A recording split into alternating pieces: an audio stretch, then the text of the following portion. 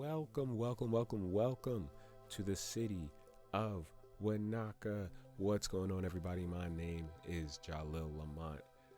I think it definitely is my TikTok name. I'm not even going to say I think. And I wanted to do something different on my TikTok. So we are playing City Skylines 2 on Xbox. Now, from videos that I've seen from people who play this game on their laptop or PC, I'm aware of the dramatic downgrade this game is on console. I also don't have every DLC here, and I don't plan on getting them. I do have the natural disaster DLC and a couple of just add-on custom content, and we are playing on a custom content world. Now, this world, it has a bunch of resources that we will totally exploit, no doubt about that. So I have the disaster frequency turned at about halfway, and I was afraid I'd be bombarded with natural disasters, but you will see. Maybe I do jump around a lot. I do a lot of off-stream building, so there will be a lot of skips in between, but I will catch y'all up as I release more of these videos. So now, while we got some time, how are y'all doing? What's going on with y'all lives before we move into the little town of Wenaughkah?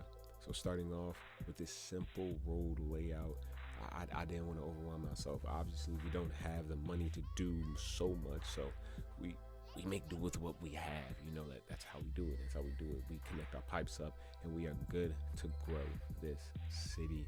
A simple roundabout to get these future citizens from their shacks to their dead-end jobs at the industrial site. It's what you want in your city, people. It's what you love about your city. And also to move some product. Right now, I'm checking out the potential connections. We have a track that comes up from a tunnel, and I'll try to figure out a connection as we move along. Here we fill out the rest of these streets and commercial and residential zoning, and our citizens, they need to shop somewhere, you know. And we start to fill out our industrial area a little bit more, and now we wait.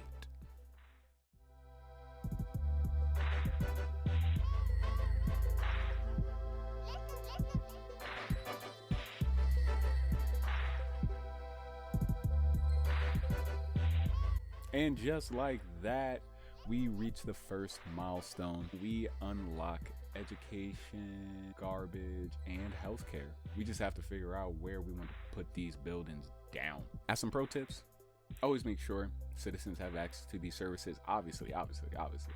And I can't afford the regular school, so I use the elementary school from the countryside pack because it's a little bit cheaper. I feel like when it comes to this game, you should be able to unlock all education systems until like university, I guess, but I understand why, you know. Anyway, all of my citizens are happy regardless. One thing I really want to touch on is dealing with the garbage, which I'm about to do right here. To me, it's the worst part because you never know, you never have a really good place to put this, but at least I know I never do. And I always put 2 down at a time because garbage, it piles up quickly as you grow, and you're gonna have a hard time figuring out where it goes later on in game without pre-planning. We move on to expanding our city a little bit more, but we get to a part where I find a little trouble-esque, you know. That's what we're going to call it, trouble-esque. And it all has to do with where you place your commercial zoning.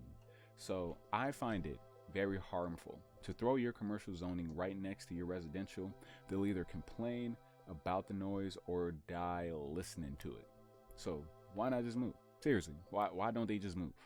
I make enough residential zoning for all of these people. I don't know why they don't just move. Sometimes it's bad, sometimes it's not. It really depends on the amount of noise that it brings in.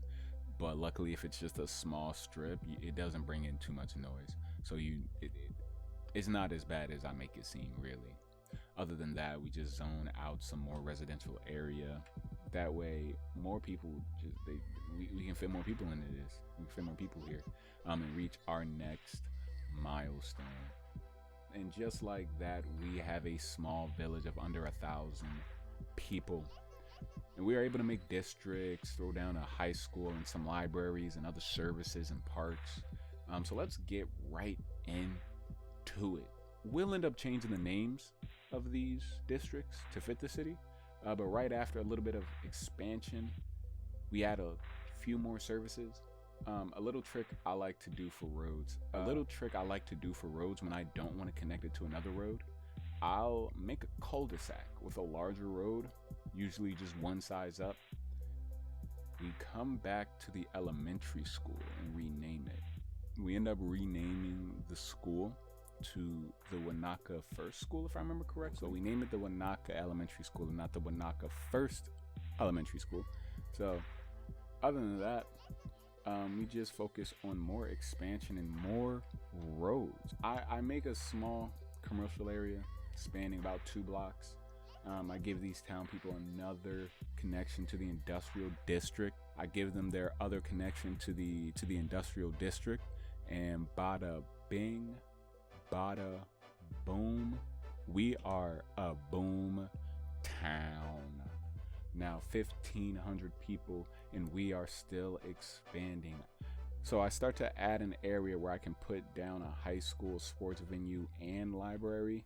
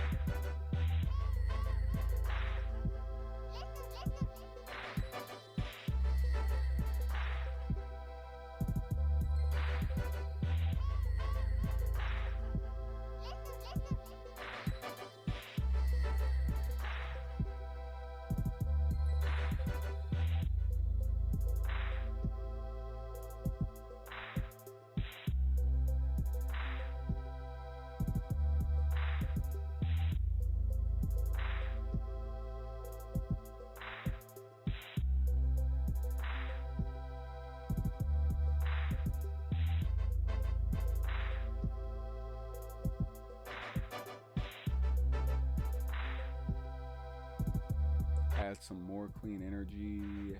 For now, we do. I love the windmills in this game, but they take up so much space and are really noisy. So you got to keep them away from your citizens. But outside of that, some extra roads for fun. And we have our first part of the series. Thank you so much for taking this ride with me. There will be a part something very soon, continuing on, and it will jump ahead to other things that we have in this city now that I will explain in the next video. So other than that, y'all enjoy y'all day. Peace.